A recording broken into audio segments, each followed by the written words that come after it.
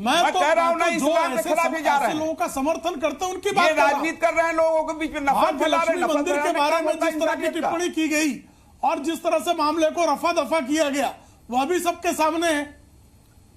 प्रभु राम के किस कमरे में पैदा हुए, ये सवाल पूछा गया जी। उनकी बर्थ सर्टिफिकेट मांगी गई, और बर्थ सर्टिफिकेट कौन लोग मांग रहे थे? मैं अकेला था अयोध्या में, मैं अकेला था अयोध्या में, सारे जब फैसला आया तो मैंने स्वागत किया था। आपके खिलाफ तो कोई कुछ बोल ही नहीं रहा है। मैं अकेला था खड़ा मुसलमान, मैंने स्वागत किया था वहां। हेलो दोस्तों, आज की वीडियो में हम आपके लिए एक धमाकेदार डिबेट लेकर आए हैं जो आपको बहुत मजा आएगा। तो दोस्तों तैयार हो जाइए, क्योंकि इस डिबेट में आपको मिलेंगे तीखे तकरार और दिलचस्प मुद्दे। तो बिना देरी किए चलिए शुरू करते हैं आज की जबरदस्त डिबेट। जो दूसरे के धर्म के बारे में बुराई करे, दूसरे धर्म शुक्ला जी, मैं उसको इंसान मुसलमान मानता ही नहीं हूँ। वो मुसलमान नहीं है, खान साहब उसको खारिज कर दीजिए। स्वागत है, आपका स्वागत है, लेकिन किसी भी धर्म की आस्था पर प्रहार करने वाला बेहतर इंसान ही नहीं है। मुसलमान हिंदू तो बात की बात है। मैं आपके इन बातों से पूरी तरह से सहमत हूं जी। कोई पैगंबर मोहम्मद साहब के लिए अपमानजनक टिप्पणी करता, वो भी निंदे है। कोई भगवान श्री कृष्ण के लिए टिप्पणी करता है, कोई काशी के शिवलिंग पर टिप्पणी करता है, तो पैगंबर मोहम्मद साहब पर टिप्पणी करने वाली नूपुर शर्मा जो है, उनको तो जो है सर तन से जुदा के लिए कई लोगों के सर कटर कलम कर दिए गए। लेकिन जो उन्होंने भगवान शिव पर टिप्पणी की, वो आज भी घूम के टहल रहे हैं, आज भी स्वतंत्र घूम रहे हैं। समाज ने उनका सिर काटने का प्रयास नहीं किया। उन पर कानूनी कार्रवाई करने से भी मुस्लिम समाज का कोई आगे नहीं आया। इस बात का भी ध्यान रखें खान साहब। मैं भी आगे हूं, मैं आगे सबसे आगे हूं। मैं आपके सामने कह रहा हूं, मैं सबसे आगे हूं। भगवान अगर कोई किसी का सर कलम करने की बात करता है, इस्लाम के खिलाफ बात कर रहा है। वो एक मिसाल सुन लीजिए। कायफ एक जगह है जहां पर हुजूर सल्लल्लाहु अलैहि वसल्लम जा रहे थे, लोगों ने ईंट पत्थर मांगा और उस पर जिब्रील अलैहिस्सलाम ने कहा अगर कहिए तो दोनों पहाड़ों के बीच में दबा दूं, मर जाएंगे। तो हुजूर सल्लल्लाहु अलैहि वसल्लम ने कहा नहीं, ये नहीं करना चाहिए, ये हो सकता है कल को सुधर जाए। तो मैं तो ऐसे लोगों को कंडम करता हूं। और दूसरी बात, सबसे बड़ी बात कह रहा हूं, मैं मुसलमान ही नहीं मानता हूं। बहुत बड़ी बात है। नहीं ठीक है आप कह रहे हैं, लेकिन आप जानते हैं कि हैदराबाद में all India Muslim Ittehadul Muslimeen ने एक थाने को घेर लिया सर तन से जुदा करके नारे लगाते हुए, और सांसद बैरिस्टर असदुद्दीन ओवैसी ने तेलंगाना की सरकार को प्रेशराइज करके सर तन से जुदा का नारा लगाने वालों को छुड़ाया। मैं कंडेम करता हूं। शुक्ला जी सुन लीजिए, मैं पूरी तरह से कंडेम करता हूं इस तरह की हरकतों से। ये इस्लाम के खिलाफ जा रहा है। इसकी टिप्पणी कर रहा हूं साहब। मैं तो कह रहा हूं ना, इस्लाम के खिलाफ ही जा रहे हैं। लोगों का समर्थन करते हैं, उनकी बात राजनीति कर रहे हैं, लोगों के बीच में नफरत फैला रहे हैं। मंदिर के बारे में जिस तरह की टिप्पणी की गई और जिस तरह से मामले को रफा दफा किया गया, वह भी सबके सामने है। प्रभु राम के किस कमरे में पैदा हुए, ये सवाल पूछा गया जी।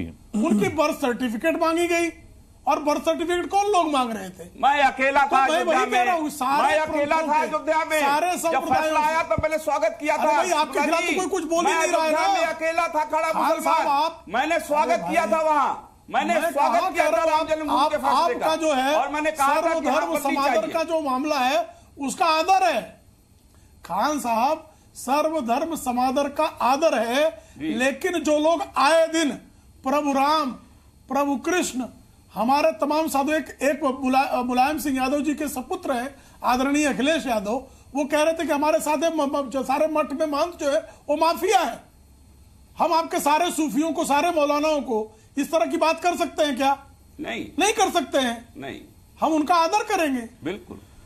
प्रेम शुक्ला जी, आपने समाजवादी पार्टी पर भी टिप्पणी की है, एमआईएम पर भी टिप्पणी की है। मेरी समझ में नहीं आ रहा पहले किसके प्रवक्ता के पास जाऊं। उद्धृत कर रहा हूं। चलिए हाजिर अंग्रेज साहब को, हाजिर अंग्रेज साहब से पहले मैं कमेंट ले लेता हूं। हाजिर अंग्रेज साहब, आपको नहीं लगता कि अराजकता फैलाने का काम तब शुरू होता है जब आप किसी पार्टी के प्रवक्ता होकर के डिबेट में जय फिलिस्तीन के नारे लगाते हैं, जब आप एक आतंकवादी को अपना भाई बताते हैं और उसकी मौत को एक शहादत बताते हैं? आप की ही बात कर रहा हूं मैं। और अब प्रेम शुक्ला बता रहे कि हैदराबाद में किस तरीके से थाने का घेराव हुआ सर तन से जुदा के नारे लगाते हुए।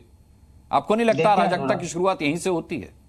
देखिए, अराजकता की शुरुआत कहां से हो रही है, आपके पैनल में आपके दर्शकों को भी समझना पड़ेगा कि बीजेपी की शासित राज्यों में ही क्यों गुस्ताखी रसूल की जो शान में गुस्ताखी हो रही है, वो महाराष्ट्र में क्यों हुई, अब यूपी में हो रही है और इनके खिलाफ अभी तक कोई कार्रवाई नहीं हुई। हमारे पूर्व एमपी इम्तियाज जलील साहब उन्होंने पूरा महाराष्ट्र को जो है वहां पर गए, उन्हें कहा, सरकार को बताया कि इसकी गिरफ्तारी करिए, नहीं करी गई। अब यूपी में हमारे कई सारे लोग, मैंने खुद कल प्रोटेस्ट किया, उस पर भी कोई कार्रवाई नहीं हो रही। तो सरकार जो योगी जी हैं उनके अंदर जो है हिटलर की आत्मा आ चुकी है। वो लगातार मुसलमानों के मकान ढाने से हो या उनका एनकाउंटर की बात हो या उनको यूएपीए के तहत या एनएसए लगाकर उनको जेलों में चढ़ाने की बात हो, तो ये सरकार लगातार 80 और 20 की और ये 80 के लिए काम कर रही है। जबकि योगी जी और मोदी जी ने संविधान की शपथ लेके जो है वो देश के मुख्यमंत्री और देश के प्रधानमंत्री हैं। तो मैं उनसे कहना चाहता हूं, क्या वो 80 की बात करेंगे? हाँ। 20 की नहीं करेंगे क्या? 20 उनकी उसमें नहीं आते, कॉन्स्टिट्यूशन में नहीं आते। तो लगातार इस तरीके का बयानबाजी होना, अगर कॉन्स्टिट्यूशन में नहीं आते तो आपको सरकारी योजनाओं का लाभ नहीं मिल रहा होता। हाजी रंगरेज साहब, सरकारी योजनाओं का लाभ आप ले रहे हैं कि नहीं ले रहे हैं? अगर लाभ ले रहे हैं तो इसका मतलब है आप आते हैं, उनकी प्रायोरिटी लिस्ट में आप आते हैं। देखिए अनुराग जी, जिस तरीके से ऐसा माहौल बनाया जा रहा बार बार, हम सब चीज बर्दाश्त कर सकते हैं। अच्छा, जब आप जय फिलिस्तीन कहते हैं तो कैसा माहौल बनाते हैं ये बताइए। बिल्कुल जय फिलिस्तीन बोलने में, जब आप एक आतंकवादी को भाई कहते हैं तो आप कैसा माहौल बनाते हैं ये बताइए। जब आप कहते हैं उसकी शहादत हो गई, हमारा तो भाई चला गया, तब आप कैसा माहौल बनाते हैं ये बताइए। हमारे देश का स्टैंड है कि हिजबुल्लाह कोई आतंकवादी नहीं था, ना ही हमास जो है वो आतंकी संगठन है। हम अपने देश के साथ हैं। अगर मैं ये गलत बात कह रहा हूं, नसरल्लाह कौन था? माफी मांगने के लिए नसरल्लाह कौन सा? खान साहब से पूछ लेता हूं। एचपी खान साहब यहाँ पे। सर नसरल्लाह कौन? अनुराग जी, नहीं मैं बताऊंगा ना, रुक तो जाइए। आपका भाई था मुझे पता है, आप बता चुके।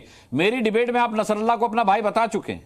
बिल्कुल, सुन तो लीजिए मेरी बात। हाँ, मेरी बात तो पूरी मुकम्मल होने दीजिए। जी कीजिए मुकम्मल। जब योगी जी इस तरीके की बात करते हैं तो अगर वो ये कह देते कि योगी, ये जो जितने भी नफरती चिंटू हैं, ये हरामजादे टाइप के जो लोग हैं जो पूरे नहीं, आप शब्दों का इस्तेमाल मत कीजिए, ये आपत्तिजनक शब्द नहीं, इस तरीके की भाषा शैली नहीं, इस तरीके की भाषा शैली नहीं, ये तो गलत है। ये हाजी रंगरेज साहब, ये तो गलत है। फिर मेरे को आपकी ऑडियो डाउन करनी पड़ेगी, जो मैं अपनी डिबेट में कभी करता नहीं हूं। योगी की सरकार क्यों उसका एनकाउंटर नहीं करती?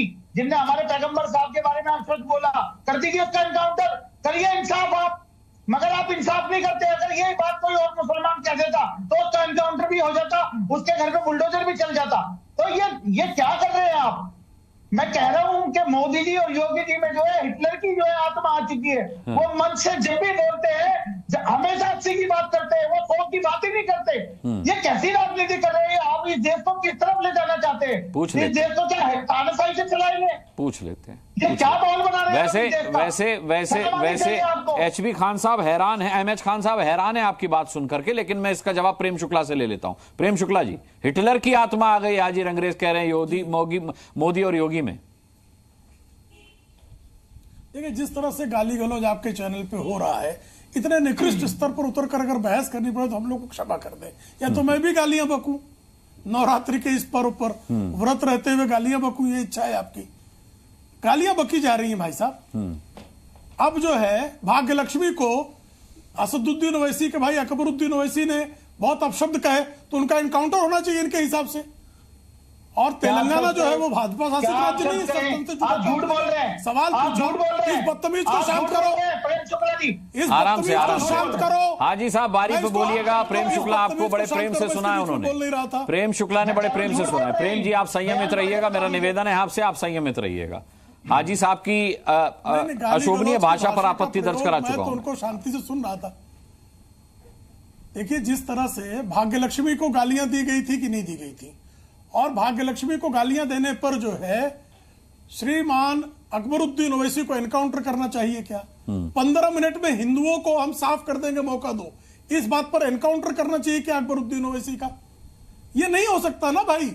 एनकाउंटर तब होता है जब कोई पुलिस पर गोली चलाता है, अपराधी फरार होने का प्रयास। आता हूं इसके बाद आपके पास आता हूं। एनकाउंटर ऐसे नहीं हो जाता है। एनकाउंटर करने का कृपा करके नियम समझ लीजिए। कोई अभियुक्त, कोई अपराधी पुलिस पर हमला करता है, पुलिस गिरफ्त। तो दोस्तों, आज की डिबेट यहीं खत्म होती है। हमें उम्मीद है कि आपने इस डिबेट का पूरा आनंद लिया होगा। अगर आपको वीडियो पसंद आया हो तो लाइक और शेयर करना ना भूले।